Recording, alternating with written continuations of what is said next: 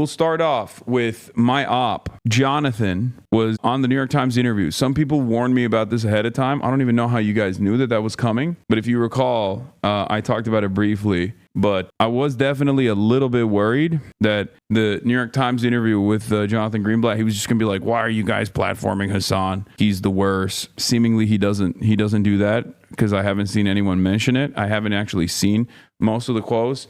But they're not even like raking him over the coals per se. I just need you to understand, like, the criticism that is launched towards Jonathan Greenblatt in this moment is actually far less than what he deserves. And this is just a way to try and rehabilitate his image, I think, because he is still supposed to be like the most esteemed anti-Semitism combating institution in the country. And because he's dropped the ball so spectacularly in broad daylight, in real time, in a way that like even like liberal Zionists are frustrated with, that he has to like go back and bring a veneer of credibility to the ADL as an institution. And this is the only way he can do this. He's going to have to pay the piper, basically, where he will take it on the chin a little bit, but ultimately this is to rehabilitate not only his image, but the image of the ADL as well, so that they can be more effective in cynical smears of anti-Semitism against anti-Zionists like myself and many others, because they're clearly way more predisposed with combating anti-Zionist sentiment,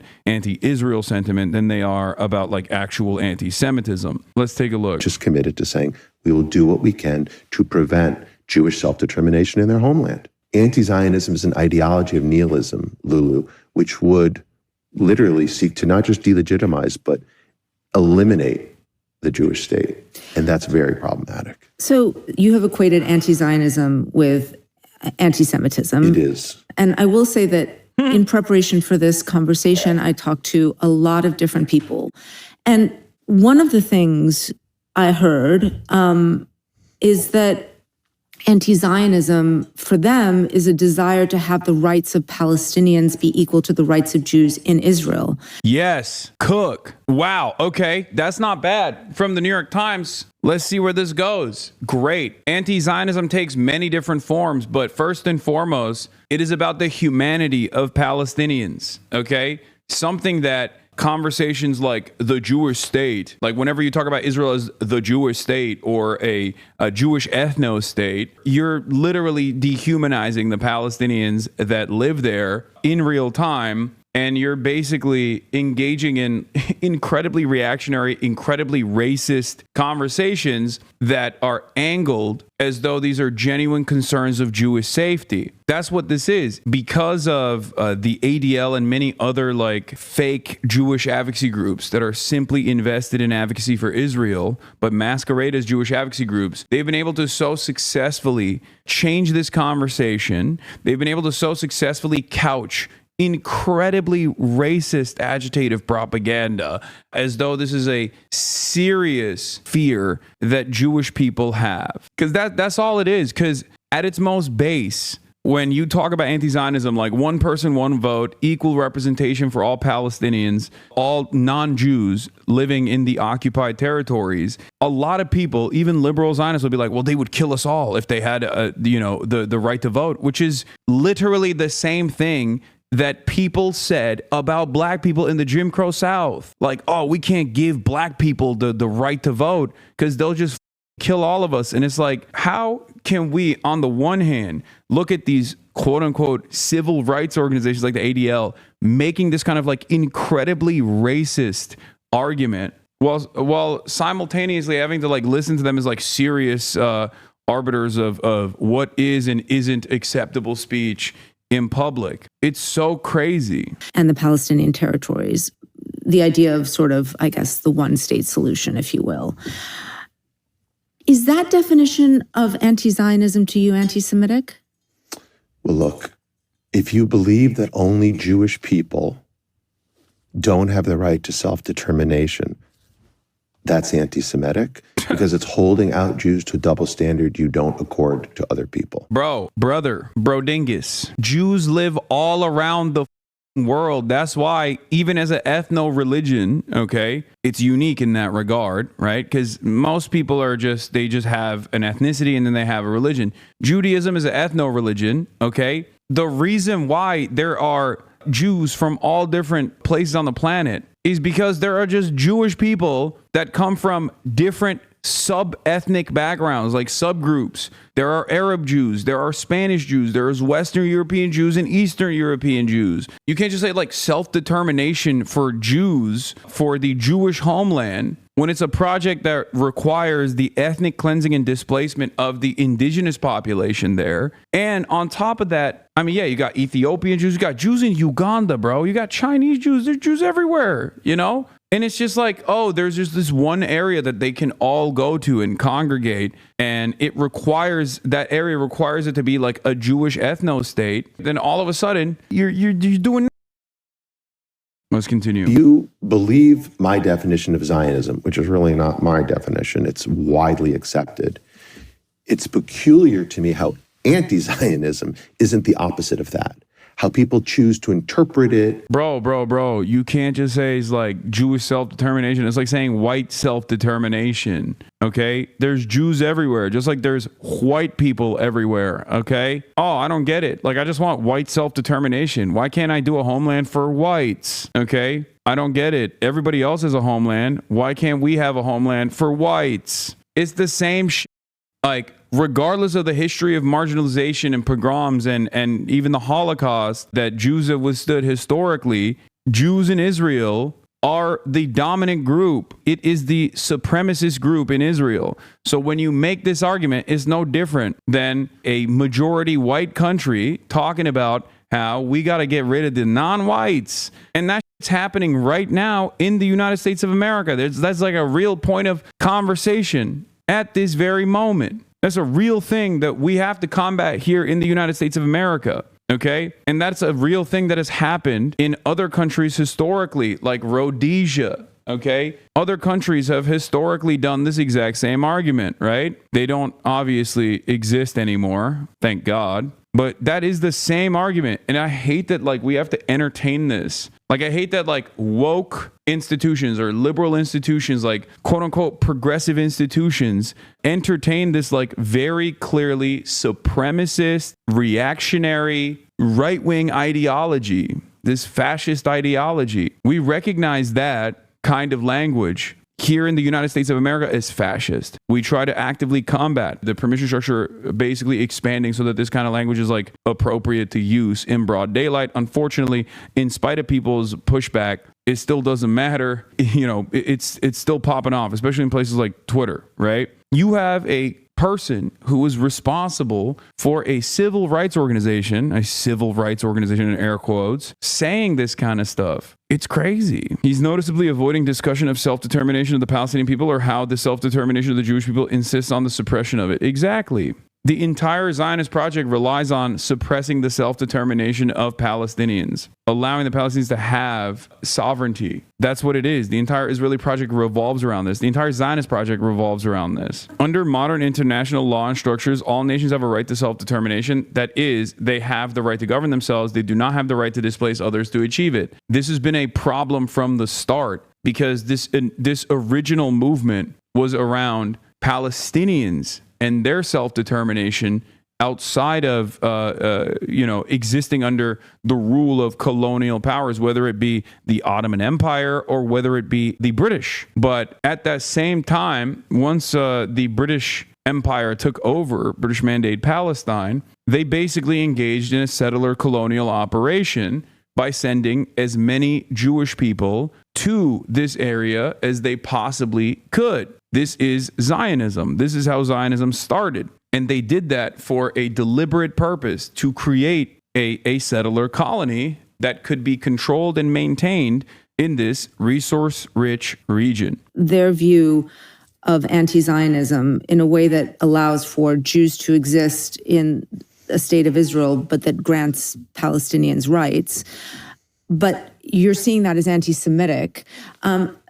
People don't feel like they have the space to have a different view without being tagged with something that, as we have already established, is pretty serious. Well, let's look, in fairness, I can appreciate that for some people, this idea is an abstraction, right? Oh, anti-Zionism, it means such and such to me. I get that.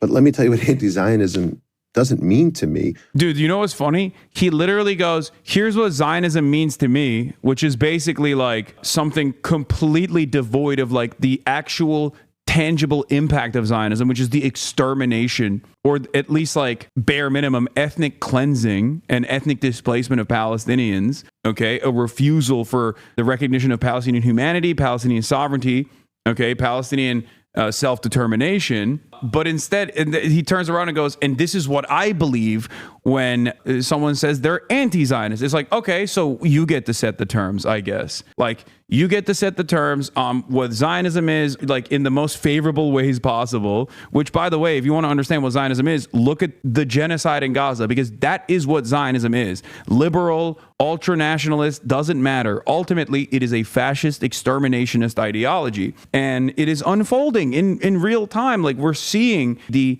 consequences of unrestrained Zionism in Gaza. Gaza is Zionism through and through. So the notion that like Jonathan Greenblatt tries to speak out against that to make it seem as though Zionism is something different is to basically deny these atrocities, which is in a very clever way. He is actually avoiding talking about those atrocities because he can't do that. He can't talk about those atrocities and maintain this like progressive veneer as a quote unquote civil rights advocate. But what it results in, it's a lunatic trying to burn down the governor's mansion with his family sleeping in it because of his, quote, position on Palestine. It is, again... That's so funny that he makes it seem like that guy was like a designated anti-Zionist. Bro, that dude literally thought the governor had kidnapped his daughters, okay? That was the most like schizo dude you could point to. He doesn't want to say Elias, what was his name, Rodriguez, because that is an anti-Zionist that actually engaged in an act of violence against two people that work for the Israeli state, that work for the Israeli embassy, that work for the Israeli government, okay? That is an actual act of violence that is anti-Zionist, okay? You could just say that. Plenty of people think that that is completely up and completely unacceptable, but instead he has to just like make insane inferences. He just can't help himself. He has to be like that guy who literally was experiencing a mental health crisis in broad daylight that told the cops that the governor of Pennsylvania was actually kidnapping his daughters.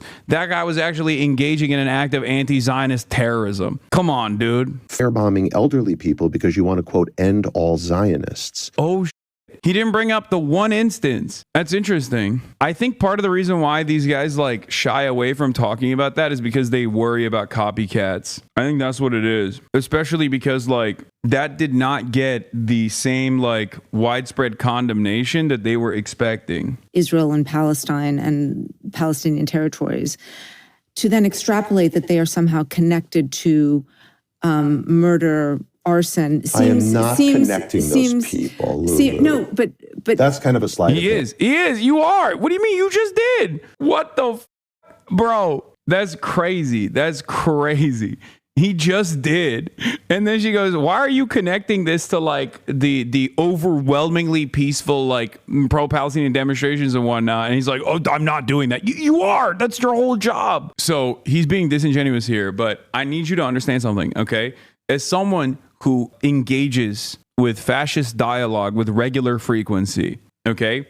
As someone who has to deal with right-wing reactionary, racist, white nationalist, white supremacist dialogue and counter that kind of propaganda, I have heard what Jonathan Greenblatt is doing here a million times over. I'll give you very quick examples. Black Lives Matter starts. White racist people say, oh, all lives matter. Why not? When people say Black Lives Matter, I feel like you're saying white lives don't matter. That's your problem, dog. You just made that shit up, okay, to undermine BLM. That's number one. The analog here is when people who want to support Israel, when Zionists say, oh, when people say from the river to the sea, Palestine will be free, that means you want to genocide the Jews. No, that's not what that means. You just made that up because you want to undermine advocacy for Palestinian emancipation. What Jonathan Greenblatt is doing here, connecting anti-Zionism to like two dudes that were off the rocker, okay? engaging in acts of violence is no different than when, once again,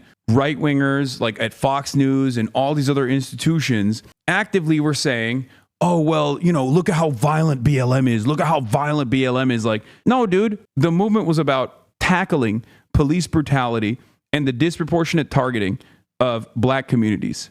Okay, that's what it was about. That's always what it's been about. You can't just like point to extreme examples to be like, no, BLM means like sniping cops, as they tried to do over and over again. That's exactly what he's doing here. Tying an entire peaceful movement, an entire progressive movement to extreme examples like this is identical to the way that racist white people on Fox News and other organizations like on the right have actively tried to do against BLM. Oh, they burned down cities. They sniped cops. Like, that's what it is.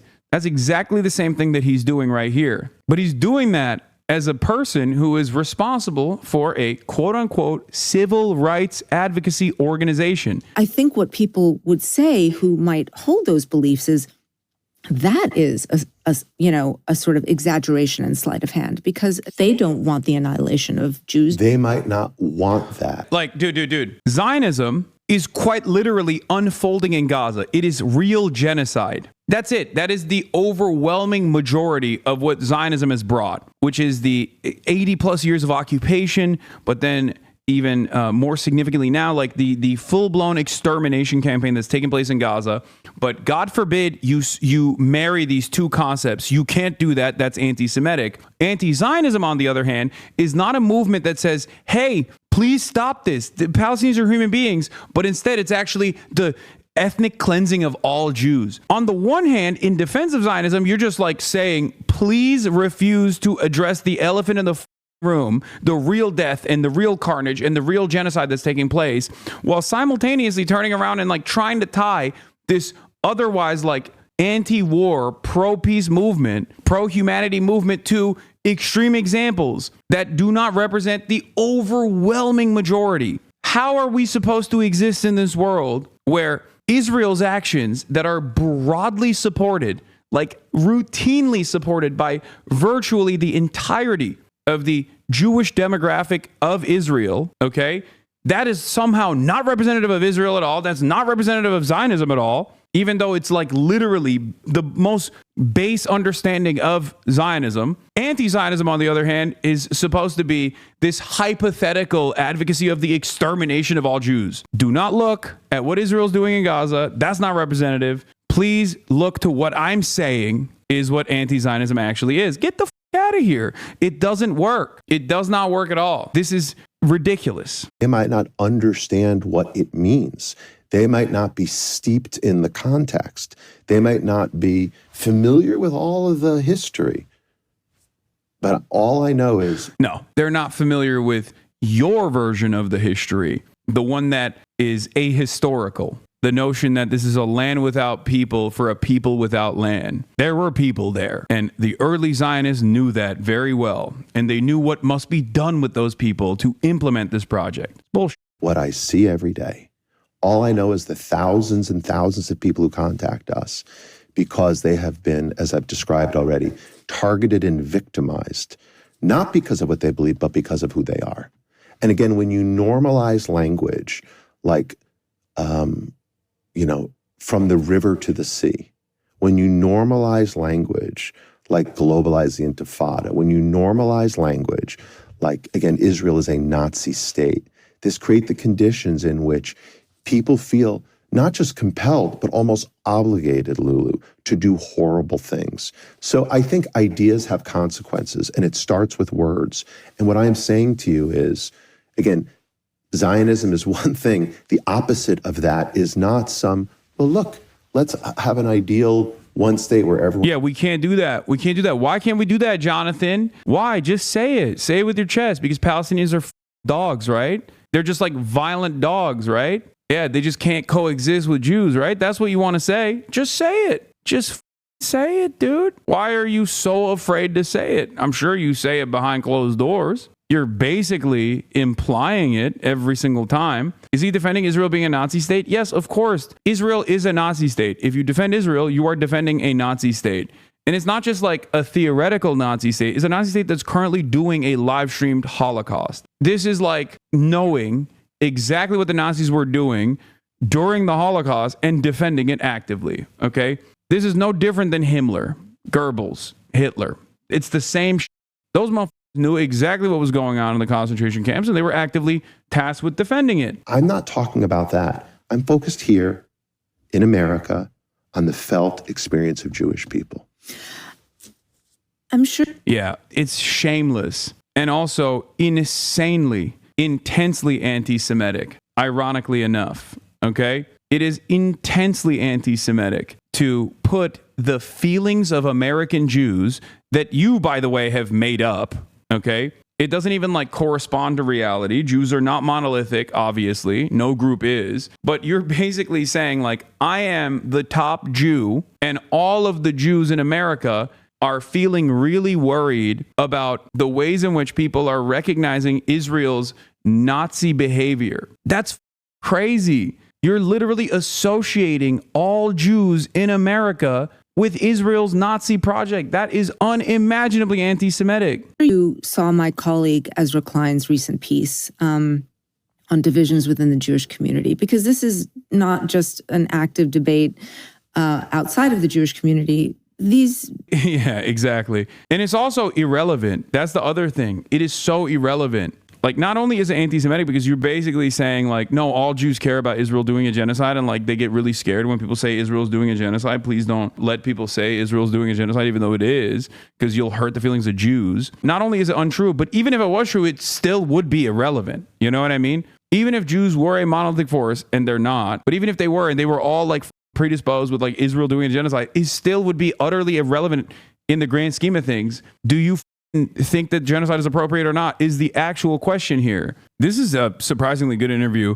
This is from 2023, December 7th. Barry Weiss targeting Rafat for how his tweet on fake baked babies made her feel versus Rafat actually being killed is the perfect encapsulation of this whole feelings debate in the West when an actual genocide is being committed. This was on December 7th, 2023. I made something up to justify Israel's mass slaughter of Palestinians. A Palestinian that is watching his family get mass slaughtered made a joke about it. That made me feel bad. That made me feel small. That made me feel stupid. So I demanded that Israel take vengeance in my name. And Israel did. Israel killed Rafat and his entire family shortly after Barry Weiss put a target on his back. That is the real dynamic here. That is the reason why when I speak to Palestinians in Gaza, for example, I have to weigh this. I have to weigh the fear. I have to communicate with them off camera before I have them on to see, like, are you sure? Like, this is putting a target on your back technically. You know what I mean? That's not a consideration that anyone should ever have to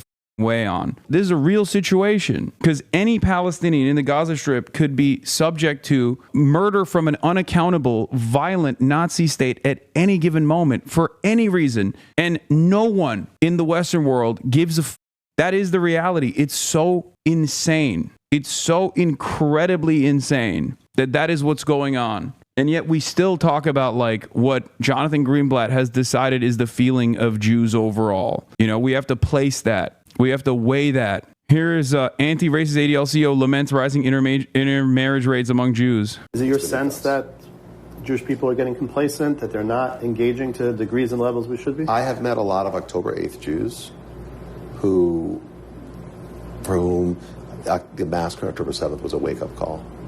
I've met a lot of people who feel much more galvanized, much more organized.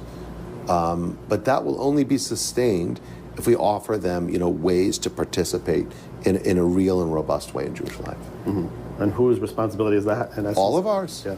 But this is why we need a revolution in our community on so many levels. So look, the reality is that intermarriage rates continue to go up. Assimilation continues apace. There's Nazi What do you mean? It's just like, bro, this is what white supremacists say, man. This is that white supremacists say, okay? How ironic that after a century of Jews are doing the great replacement to taint the pure white race, now you got a Jewish dude literally saying that about Jews. What he's describing here is quite literally what neo-Nazis say about race mixing, about miscegenation. That is literally what he is saying. Why is that appropriate? The real issue here is that many young American Jews hear that and they go, what the f? I don't give a shit.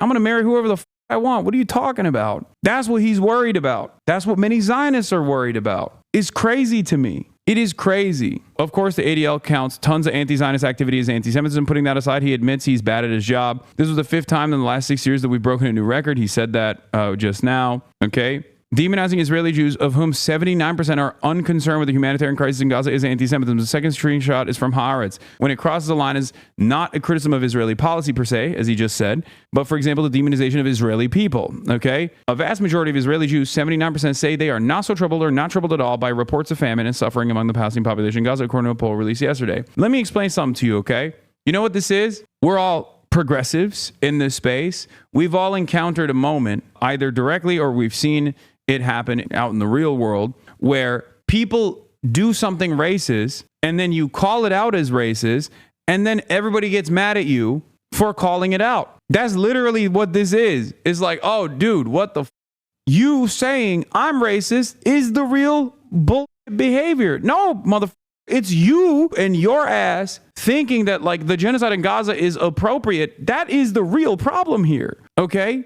That's the real problem. I think the challenge is if someone defines their view of anti-Zionism in a way that allows for Jews to exist in the state of Israel but grants Palestinians rights, but you're seeing that as anti-Semitic people don't feel like they have the space to have a different view without being tagged with something that's pretty serious. And of course, Jonathan responds with, I can appreciate that for some people. This idea is an abstraction. Oh, anti-Zionism, it means such and such to me. I get that, but let me tell you what anti-Zionism doesn't mean to me, but what it results in. It's a lunatic trying to burn down. We already saw that part. Zionism means to me something that, you shouldn't actually directly attribute to the current ongoing genocide that Israel is doing, even though that is literally Zionism unfolding. But anti-Zionism, on the other hand, is also what I get to say it is, which is the most extreme hypotheticals, or some of the most extreme examples, in which he shares the outrageous conspiracy theory that students for Justice in Palestine knew about October 7th attack before it happened. That's also another crazy thing. This guy is literally off his rocker. We didn't know exactly what had happened, who had perpetrated it, and yet SJP on the 8th already had their narrative pretty well developed. On CNN, Khalil publicly said anti-Semitism of any form or any form of racism has no place on campus and in this movement. And when asked, he wouldn't condemn Hamas at the same time in that same interview. Okay? He's like, still has smoke for Mahmoud Khalil. Because it's not about my political view about Hamas. They only want to hear yes or no. That's it. It's not about what I think about it. And this is being used to credit or discredit Palestinians. If I condemn Hamas, then I'm a Palestinian worthy of listening to. If I don't, then I'm not. And this is what Palestinians get angry with, this line of questioning. Because as I said, Palestinians are the ones that are now being starved and genocided. Because even if Hamas does not exist tomorrow, the Israeli occupation and supremacy would continue against the Palestinians. So it's not about Hamas, which is true.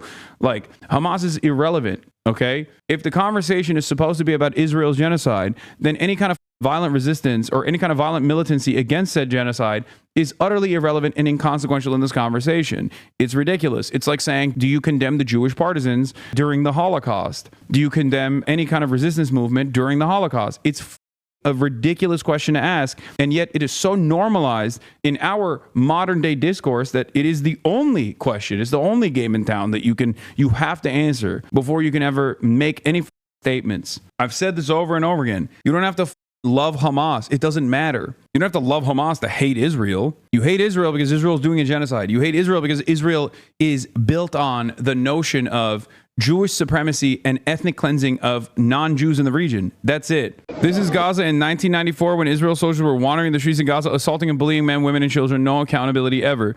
Israel had been occupying Gaza for 27 years by the time of this footage. Hamas was barely 7 years old. Its fighters probably had no more than a few dozen guns between them. A conversation about Hamas amongst the Palestinian population is a necessary one, right? Whether they want to be governed by Hamas or not, that's up to them. But that's not a conversation that is worth having in the Western world, especially when Israel's the one doing the genocide. It's an irrelevant and deliberately unproductive conversation to consistently go back to because people don't want to speak about the actual things that are taking place right now, the actual violence, the actual atrocity, the actual genocide that's taking place. So they just go, but Hamas, but Hamas, but Hamas. The constant vilification of any sort of Palestinian resistance is a necessity. You have to talk about that because every moment that you spend talking about that, you're not talking about what Israel's doing, okay? You're not talking about the real problem here. That's it. And Israel defenders know this. That's why the terrorism designation is so important. The but Hamas conversations are so important. That's why you can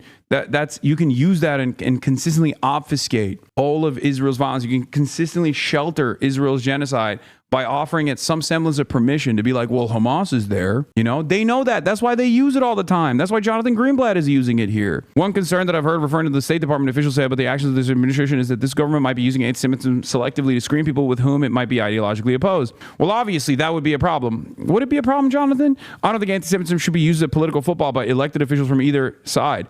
And so to the extent that the Trump administration or any other admin would use it as a pretext to go after people who they don't like or with whom they don't agree with on a broader set of issues, clearly I wouldn't agree with that, except you do agree with that. I mean, I've been fucking targeted with this. You know what I mean? It's so stupid. Having heard the word genocide is viewed when against the Israeli state is basically an attack on Israel. Yeah, he says, oh, I can't speak on a genocide. I have it here. It's a UN legal... she pulled it out? Wait, hold up. I got to find this moment. Do we know exactly at what point she brings that up? I need to see this on video because this is a transcription of the interview. Because that's a legal definition, which means an intentional effort. And I don't have the dictionary in front of me. I have it here. But it says, intentional. Okay, what does it say? I mean, it's a UN, right? We should say it's a legal definition. And it says any of the following acts committed with intent to destroy in whole or in part a national, ethnical, racial, or religious group, such as killing members of the group, causing serious bodily or mental harm to members of the group, deliberately inflicting on the group conditions of life calculated to bring about its physical destruction in whole or part, imposing measures intended to prevent births within the group, forcibly transferring children of the group to another group. Bro, that's literally like Israel looked at that and was like, bet. Israel was like, oh, I didn't. Were you reading out the checklist of what we were supposed to do? Because it kind of seems like it's perfectly valid when we do it bar for bar, verbatim. What we're doing is kind of crazy that but Hamas. What's the reasonable, supposedly progressive defense of this? You got nothing. You just have but Hamas. That's all you got. All you can do is condom hummus, October 7, condom hummus. That's all you got. You got nothing else. But what I'll simply say is that I don't believe the Israeli government is committing genocide. I don't think they're intentionally trying to destroy or annihilate a group of people. I do think this is a war that was started by Hamas. I do think Hamas has made the decision to black market and hoard the aid that comes in. The Hamas government has chosen to build tunnels below, not to create protective structures above. But Hamas, so we can ask ourselves, just as I thought, but Hamas, how convenient, dude. Didn't realize that you got that ace under your sleeve, you know? Had no idea you were gonna hit the but Hamas trap card. Shocking. It's interesting because that's like the only line of supposed defense that these guys have. Interesting. Questions about who is really bringing the catastrophe to the Gazan people. But look, at the end of the... How is there any daylight between you and Benjamin Netanyahu? This is what it is. When Zionism is at its final project stage, okay, the final solution for the Palestinians, there is very little daylight between the liberal Zionists and the ultra-Zionists, okay? Because ultimately, they are tasked with defending Israel. And if Israel is doing a genocide, you have one of two options. You either look at that and go, all my life, I've been deluded into thinking that this was actually something that was good. This was a project for good. This was Jewish self-determination. I was wrong. This is what it was always about. And I find this to be utterly unconscionable as a Jew, especially given the historic significance of genocide towards Jewish people in Jewish history. I'm out. You either do that, and many Jews have done that, and many more Jews are doing that every day, or you find yourself in this position where you're basically the same as Benjamin Netanyahu, the same as Itamar Ben-Gvir. That's it. You're either propping up the Israeli state, which is a Nazi state, and this is your job now. This is what you're tasked with doing, okay? Or you have to become an anti-Zionist. It's that simple. Because genocide, unlike many other historic atrocities, unlike many other convoluted political events, genocide is as black and white as it's gonna get. Genocide and chattel slavery are the two instances where like even historians will roundly say, this is black and white. It's the crime of all crimes. There's no fence sitting on this. There's no like liberal Zionist permission structure on this. I'm sorry if that offends your sensibilities. I'm sorry if you want to feel as though you want to continue defending the state of Israel and its nationalist Nazi project, its Holocaust, while being in the polite comforts of liberal society. Welcome to the other side. For decades, the pro-Palestinian position was roundly condemned and criticized, pushed aside. There was a massive momentum for progressive except for Palestine in almost all progressive circles, okay? So this notion where you try to act as though you have anything to say, any defense of this position, while still maintaining some kind of like liberal veneer is gone. It's done. It's over. It's Jover. Dave, for me, it's not about how we define these things. Again, we talked about this last time. Anti-Zionism is an interpretation. It's a fact. And the pain and hunger and tragedy in Gaza is a fact. And the deaths of civilians are a fact. And the status of the hostages is a fact. So the facts compel me to say, without any hesitation, this war needs to end. The hostages need to come home. The aid needs to flow in. And we need people on both sides to be able to live in some degree, some modicum of peace. That's what I want.